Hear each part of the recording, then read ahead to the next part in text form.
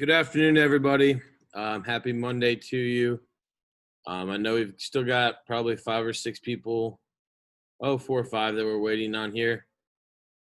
In the meantime, you were supposed to have turned in your notes as an assignment just so I can kind of see where you were going with that first notes format. And I was able to look at them a few minutes ago, and I've got some suggestions already. But I think what I'm going to do is give everybody a chance to make sure that they upload what they did. And then tomorrow morning, I'll start off class with these are my suggestions. And I'm going to push back your homework assignment that was meant to be done tonight. I'm going to push that back till due Wednesday for you. All right. We've got 28 on here. So the first thing I wanted to do with you, I'm going to share my screen here. And it was your first opportunity to take notes out of the textbook.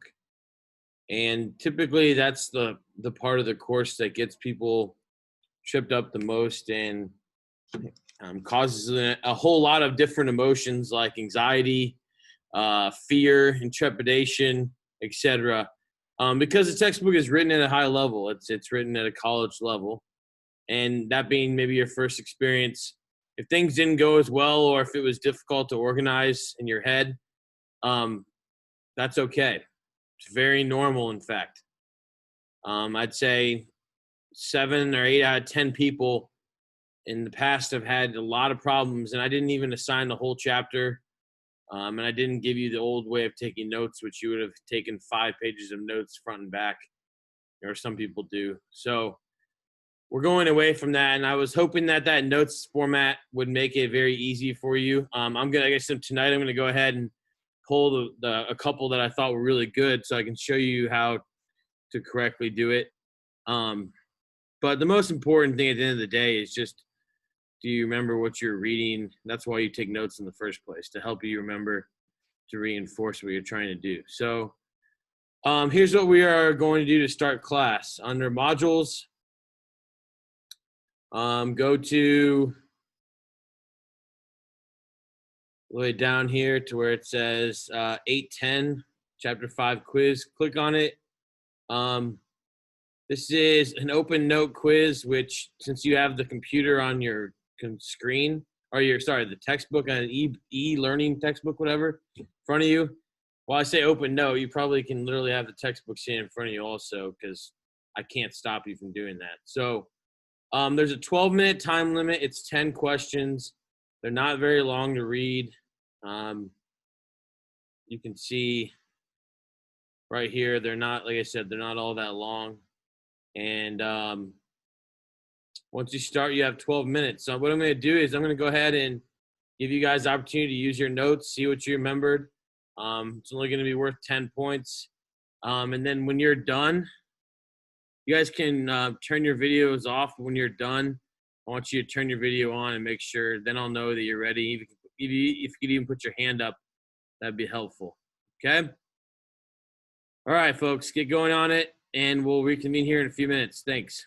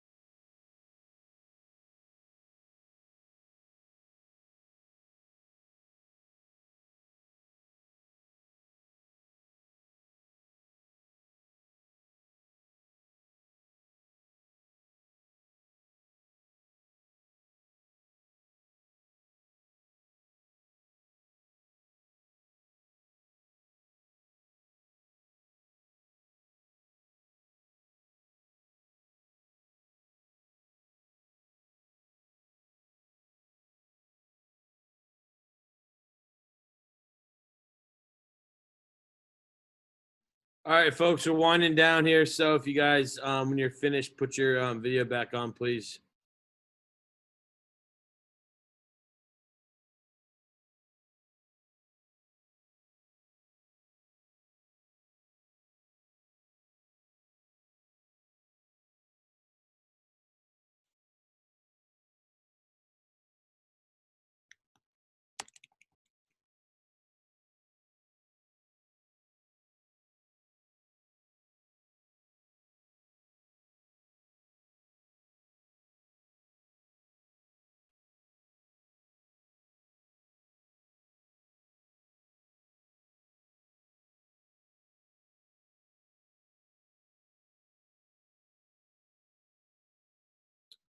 All right. Is everybody done here? I think so. I got everyone's video back here. Vincent, you could join us. That'd be awesome. Nyla. I'm going to go ahead and bring mine back also. Okay, so that was your first reading quiz. I know some of you are going, well, Mr. Burnett only got 5 out of 10. That's not horrible. There are very, like, reading quizzes and tests are the only time you're going to get, you know, where a C is actually probably a pretty good grade. We had a lot of 7s and 8s. That's good. And that's just meant, it's really just meant to check if you're reading and what you're remembering from when you read.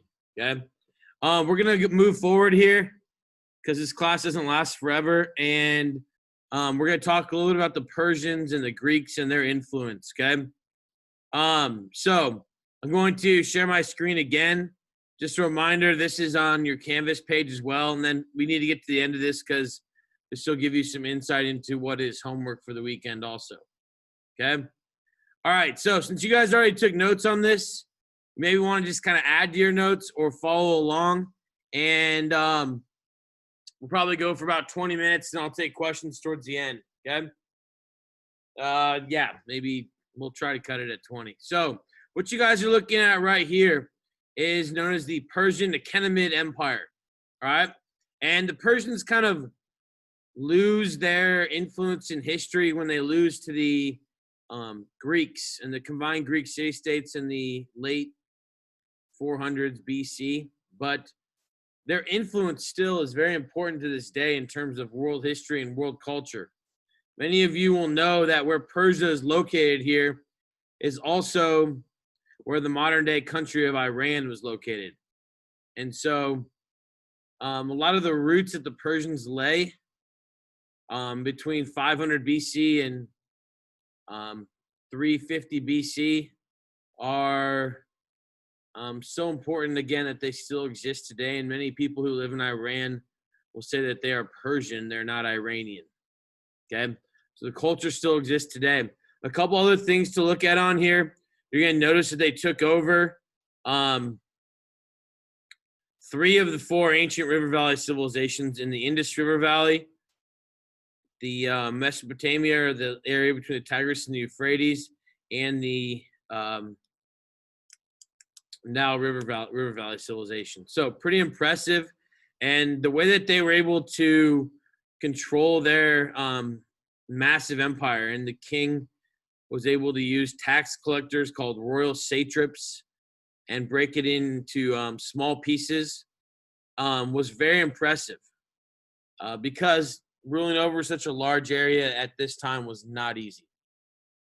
You'll also notice the red on here, what's known as the Royal Road. They used this to collect taxes and to move goods back and forth. And this was kind of a connector of the Silk trade route. And at the same time, it also made the Persians filthy, filthy rich. All right.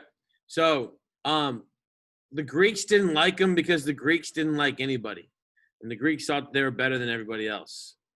Although the Persians were very tolerant, to be honest, of other religions and of other cultures as long as you paid your taxes.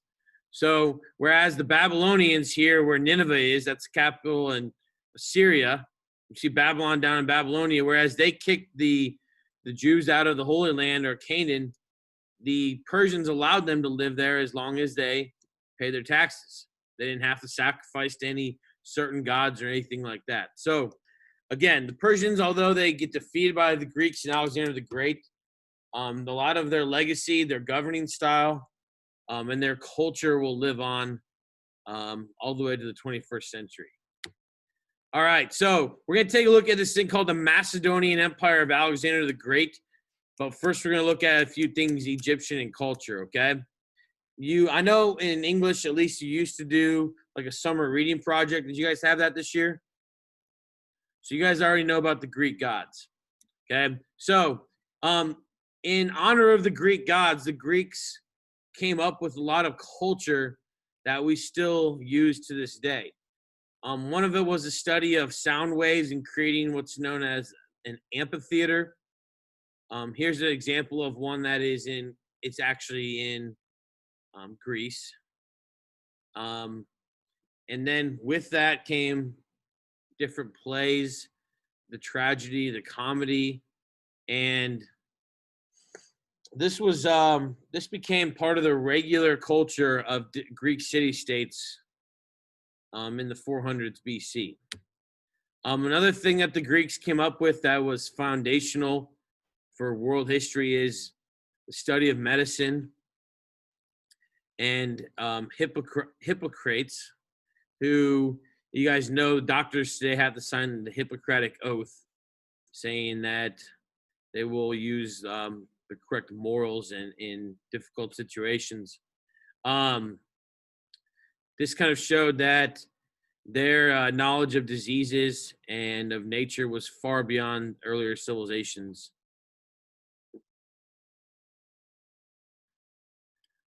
Also then adding to the Greek culture is discoveries in geometry.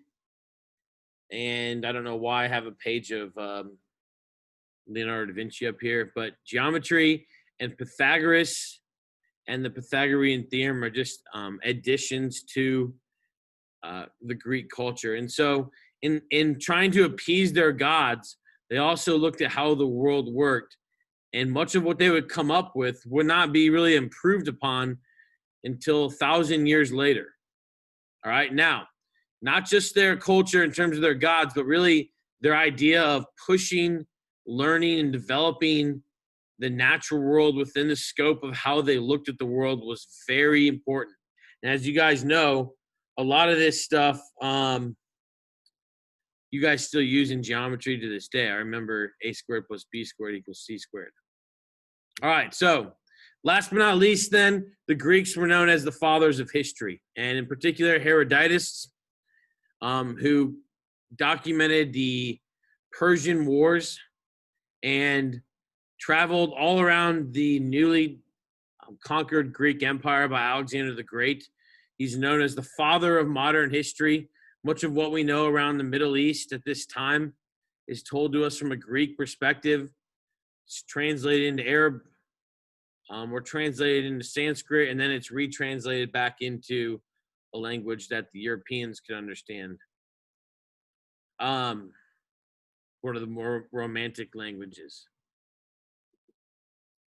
All right, so these are kind of important aspects of Greek culture that when Alexander the Great takes over the Persian Empire and what he knew as the modern world, this is going to cause Hellenistic culture, Hellenism, which is the Greek culture, to spread to a large area of the known world at that time. I wanted to give you guys an idea of what the Greek city-states looked like after they had defeated Persia in the Persian Wars. I think this is by around 438. Don't mark my words exactly, BC. But you'll notice that Macedonia is this Greek city-state that's north of Thebes, and it was kind of considered Greek, although they didn't consider them to be fully Greek. And so they were always kind of looked at as the unwanted kids or the unwanted child of the Greek city-states. Sometimes they would get to participate in the Olympics, but other times, and they definitely participated in their economy, but they weren't really given a voice when the city-states came together to decide to go to war or not. Now, that would cause some resentment. And so Macedonia was actually a mixture of native people that came down from the Balkan Peninsula in Eastern Europe and the Dorians, who were those who populated Sparta. And so it became this rivalry that the Macedonians had. They didn't create as beautiful of architecture as the Athenians. They did not. They sold like wood, and they sold like tar that could be used to make ships, but they weren't selling these beautiful artistic objects that made them look as sophisticated and as cultured as the Athenians. The most famous Macedonian king, other than Alexander the Great, was his father, Philip II. And Philip II would reorganize the army of Macedonia along the lines of the Persian army, and he would add some Greek aspects to it. And his goal was to eventually take over all of the other Greek city-states. Now, he's going to add some things that you've seen before. And you look at the picture on here, they're pretty easy to understand. The Greek phalanx, if you guys have ever seen Sparta before, where you lock together your shields and you put your spears in front of them and then you try to push forward as much as you can. You've got 12 to 18-foot spears. They also then put cavalry in the back of them. So once they engage the army, then the cavalry would swing around. And maybe you've seen this in battle before. You have battering rams. You have catapults that would have fire in them if they came across a walled city. And you had, here's an example, a coin that has a chariot on it. So this is what Philip added to his army. Okay, the ability to beat an army that was advancing on land, then also ability to siege a city. All right, so Philip breaks out, defeats Athens and Thebes, forces them to become basically forces them to fight with him. And then he plans to invade Asia Minor, which is Anatolia. And he goes back to Macedonia to celebrate his daughter's wedding. And he was killed by one of his bodyguards. The interesting part is that he was having an affair with a different bodyguard.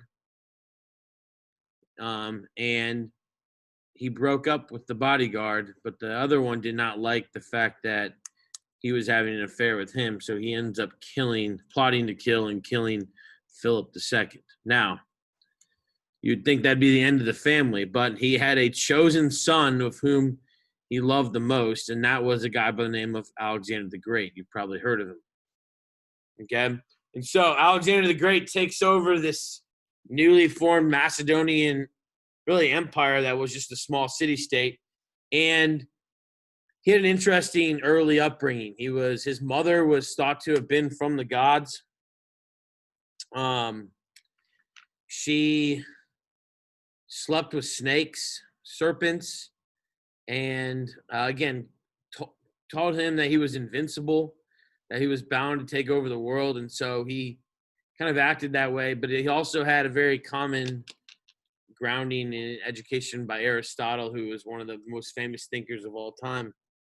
And he participated in the Olympics. So, again, very good at horse riding, all around, probably pretty intimidating young man. So, becomes king at the age of 20, and he puts together a massive army. You don't need to write all these statistics down. I just have them on there for you guys to read. But everyone had to take a loyalty of oath to him instead of to Macedonia. And so he now has an army that's loyal to him, will do anything he says, go where he goes. And he has ships, he has soldiers, and adding this kind of organization to it means you can move a massive army quickly. That's always a big problem. All right, so here's what he does in order. Goes around and he unites the Greek city-states. Then he destroys all the competition in the north. Thebes hears that he dies when he's in the Balkans, taking over the uncivilized tribes, and so they revolt, and he goes down and he burns down the entire city of Thebes. That's why you don't go there anymore today. You look on a map, you're not like, oh, I'm going to go to Thebes. It doesn't exist. Okay. Now he continues to move from there. And so it takes him 4 years to take over the Eastern Mediterranean. He goes to Syria, Phoenicia, and then Egypt.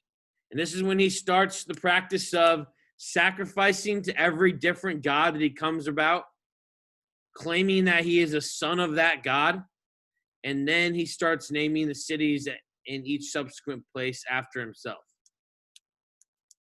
So Alexandria, Alexandrianopolis, there's over 100 of them today, all named after Alexander the Great. Okay. All right.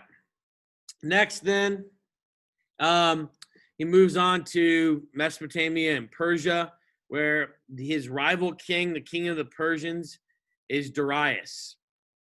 And as he routs the Persians in Babylon, where I told you guys the Hanging Gardens were, Darius flees like a coward back into his own area, okay, what he controls. And so he flees to Susa, and Susa is the administrative capital, where Alexander the Great burns down Susa, takes 60 million pounds of gold, 250,000 pounds of royal dye, and then he takes the art and the statues and he has it sent back to Athens. Then in chasing Darius, he ends up at Persepolis, which is where the treasury was, and really where it was the prettiest ancient capital city of Persia. One of the most elaborate gardens and palace features that had ever been in the ancient world, and he burns that to the ground, and he collects a bunch more gold because the Persians were very good at collecting taxes. So he's obviously rich, sending this stuff back to Greece, but still moving forward. And so he reaches the Iranian plateau. There, Darius is assassinated by his brother-in-law, who he had appointed over the governorship of the Bactrians. And so Alexander the Great's soldiers say, we're good, we're done.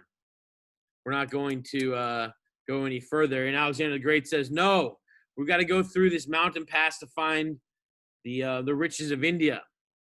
So he goes through the Khyber Pass with this massive army that's already exhausted, and it's there that he is confronted with an Indian army of elephants that is not very good at fighting.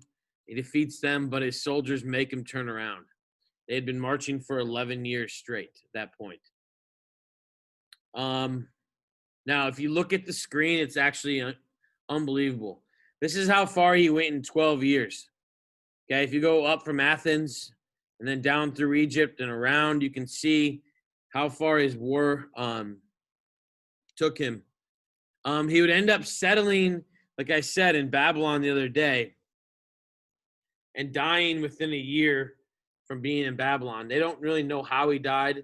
There's all sorts of myths. He drank very heavily. He was very promiscuous with both men and women. He was prone to alcoholic rages where he killed his top general. And it was also thought that he could have a sex or an STD. And some people say that it was the malaria outside the Hanging Garden when he was out there checking out the flooding to try to build dams and dikes, that he caught malaria and died from that. Either way, he had also been wounded 6 or 7 times pretty badly in battle. So he had already lived his 9 lives. But he dies, and they split up his empire because it's too big for one person to govern, and he never had to actually govern it, into 3 kingdoms. Okay. In Egypt, this was now the Ptolemaic line of pharaohs. So you now have Greek pharaohs in Egypt. The pharaoh's line still continues, but now the lineage moves through a Greek successor.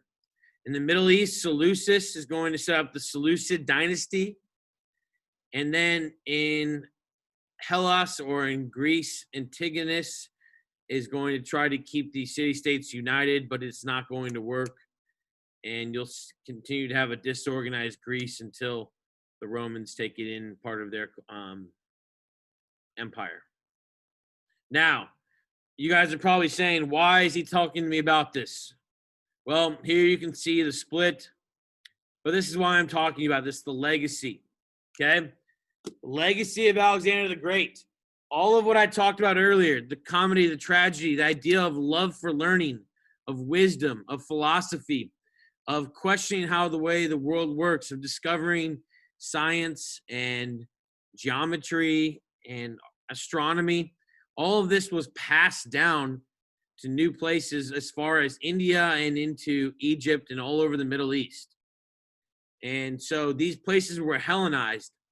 And Alexander the Great tried to convince his soldiers to marry every time that they stopped, take another wife, make more kids. And so you have not just the spread of the Greek culture through war, but also then people just voluntarily taking it up, but then his soldiers spreading it as well through, again, taking wives and having and children.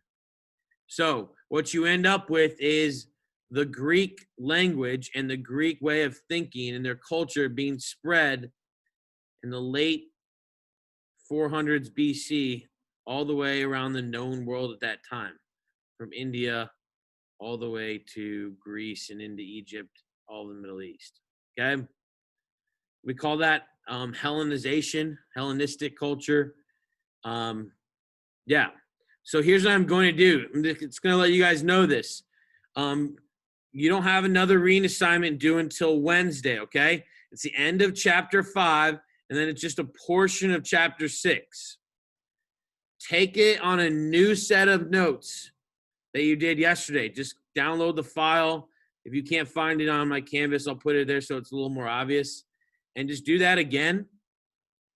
My suggestion, just having looked at what I saw so far, is your bullet points seem to be way shorter. Okay, your bullet points should be 8 to 10 words. You're going to cite a lot more different bullet points, okay? If they come from the same page, leave that as the page number. If the vocabulary, you don't have to type it out word for word. You can just type out whatever you think the word means, can shorten it up. That's at the end. And then try to do your best on a summarization statement. It's going to be something like the fall of the Roman Empire or some things in Roman and Greek culture, and then the fall, reasons why the Roman Empire fell and what happened. Okay? I don't have a lot of time here. Probably the bell's going to ring shortly. But does anybody have a question for me?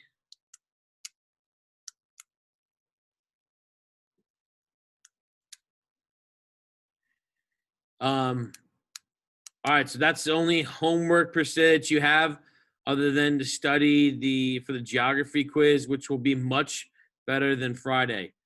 That was a mess up between myself and Mr. Tallman, and we weren't on the same page, and I apologize.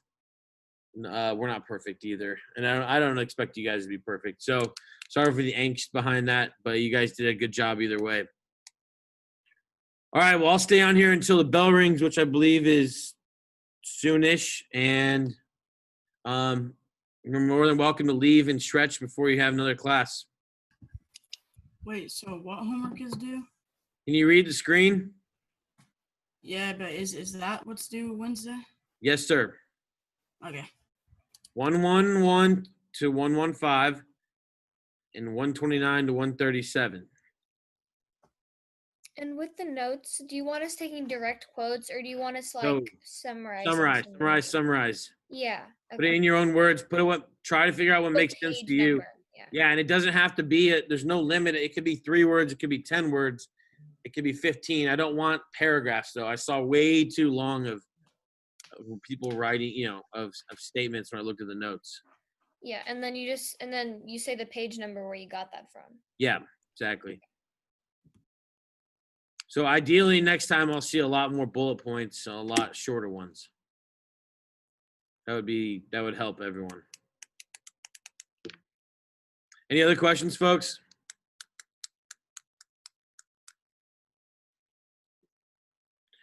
I'm starting to get people coming in from 8th period, so I'm gonna go ahead and shut it down.